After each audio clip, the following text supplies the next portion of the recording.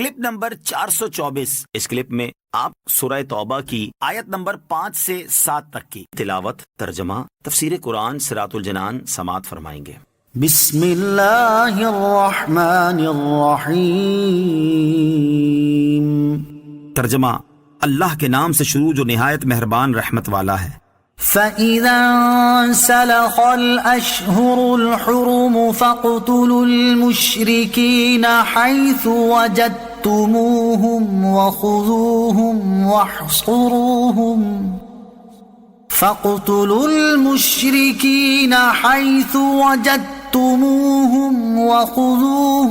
وَاحْصُرُوهُمْ وَاقْعُدُوا لَهُمْ كُلَّ مَرْصَدٍ فَإِن تَابُوا وَأَقَامُوا الصَّلَاةَ وَآتَوُا الزَّكَاةَ فَخَلُّوا سَبِيلَهُمْ إِنَّ اللَّهَ غَفُورٌ رَحِيمٌ۔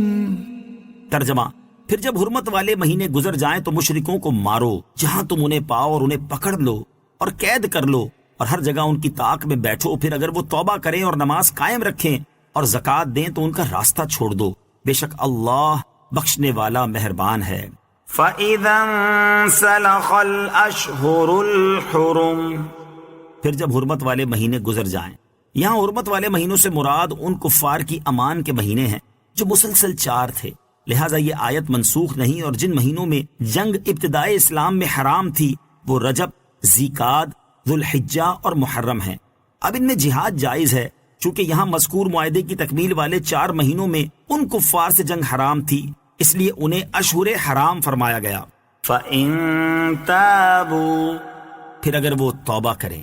اس آیت کا خلاصہ یہ ہے کہ کفار کو اللہ تعالیٰ کے ساتھ شرک کرنے اور اللہ عز و جل کے رسول حضرت محمد مصطفیٰ صلی اللہ تعالیٰ علیہ وسلم کی نبوت کا انکار کرنے سے منع کیا گیا تھا۔ اگر کفار ان کاموں کو چھوڑ کر اللہ تعالیٰ کی وحدانیت کا اقرار کر لیں، بتوں کی پوجا چھوڑ کر اخلاص کے ساتھ اللہ تعالیٰ کی عبادت کریں، نبی اکرم علیہ الصلوۃ والسلام کی نبوت کا اقرار کر لیں، نماز قائم کرنے اور زکوٰۃ ادا کرنے کی فرضیت کو مان لیں، تو ان کا راستہ چھوڑ دو اور ان کی جان و مال کے درپے نہ ہو۔ جو بندہ توبہ کرتا ہے، گزشتہ گناہوں کو چھوڑ کر اللہ عز و جل کی اطاعت میں لگ جاتا ہے، تو اللہ عز و جل اس کی توبہ قبول فرماتا اور اس کے گناہ چھپا دیتا ہے۔ توبہ سے پہلے کیے ہوئے گناہوں پر توبہ کے بعد سزا نہ دے کر اس پر رحم فرماتا ہے۔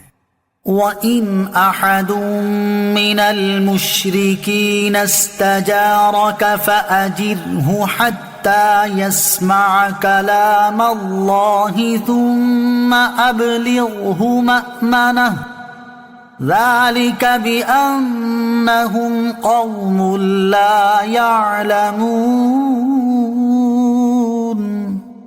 ترجمہ، اور اگر کوئی مشرک تم سے پناہ مانگے تو اسے پناہ دو حتیٰ کہ وہ اللہ کا کلام سنے، پھر اسے اس کی امن کی جگہ پہنچا دو، یہ اس لیے کہ وہ نادان لوگ ہیں۔ وَإِنْ أَحَدٌ مِّنَ الْمُشْرِكِينَ، اور اگر کوئی مشرک، اس آیت کا خلاصہ یہ ہے کہ اے حبیب صلی اللہ تعالی علیہ وسلم، اگر کوئی مشرک مہلت کے مہینے گزرنے کے بعد آپ سے پناہ مانگے تاکہ آپ سے توحید کے مسائل اور قرآن پاک سنے جس کی آپ دعوت دیتے ہیں، تو اسے پناہ دے دیں حتیٰ کہ وہ اللہ عز و جل کا کلام سنے اور اسے معلوم ہو جائے کہ ایمان قبول کرنے کی صورت میں اسے کیا ثواب ملے گا اور کفر پر قائم رہنے کی وجہ سے اس پر کیا عذاب ہوگا، اور اگر ایمان نہ لائے تو پھر اسے اس کی امن کی جگہ پہنچا دیں۔ یہ اس لیے کہ وہ ابھی اللہ عز و جل کے دین اسلام اور اس کی حقیقت کو جانتے نہیں، تو انہیں امن دینا عین حکمت ہے تاکہ اللہ عز و جل کا کلام سنیں اور سمجھیں۔ كيف يكون للمشركين عهد عند الله وعند رسوله إلا الذين عاهدتم عند المسجد الحرام فما استقاموا لكم فاستقيموا لهم ان اللہ یحب المتقین۔ ترجمہ، اللہ اور اس کے رسول کے پاس مشرکوں کے لیے کوئی عہد کیسے ہوگا سوائے ان لوگوں کے جن سے تم نے مسجد حرام کے نزدیک معاہدہ کیا، تو جب تک وہ تمہارے لیے عہد پر قائم رہیں تم ان کے لیے قائم رہو، بے شک اللہ پرہیزگاروں سے محبت فرماتا ہے۔ كيف يكون للمشركين عهد عند الله وعند رسوله؟ اللہ اور اس کے رسول کے پاس مشرکوں کے لیے کوئی عہد کیسے ہوگا؟ اس آیت کا خلاصہ یہ ہے کہ مشرکوں کے لیے اللہ عز و جل اور اس کے رسول صلی اللہ تعالیٰ علیہ وآلہ وسلم کے پاس کوئی عہد نہیں ہے، کیونکہ وہ اللہ عز و جل اور اس کے رسول صلی اللہ تعالیٰ علیہ وسلم کے ساتھ کفر اور عہد شکنی کیا کرتے ہیں۔ البتہ بنی کنانہ اور بنی دمرہ وغیرہ جن لوگوں سے تم نے صلح حدیبیہ کے موقع پر مسجد حرام کے نزدیک معاہدہ کیا تھا اور ان سے کوئی عہد شکنی ظہور میں نہ آئی، تو ان کے معاہدے کی مدت پوری کرو، اور معاہدے کی مدت کے اندر جب تک وہ اپنے عہد پر قائم رہیں تم بھی قائم رہو۔ اگر وہ اس دوران میں عہد توڑ دیں تو تم بھی ان سے جنگ کرو۔ صلو علی الحبیب صلی اللہ تعالی علی محمد صلی اللہ تعالی وسلم۔ مجھے اپنی اور ساری دنیا کی لوگوں کی اصلاح کی کوشش کرنی ہے انشاءاللہ عز و جل۔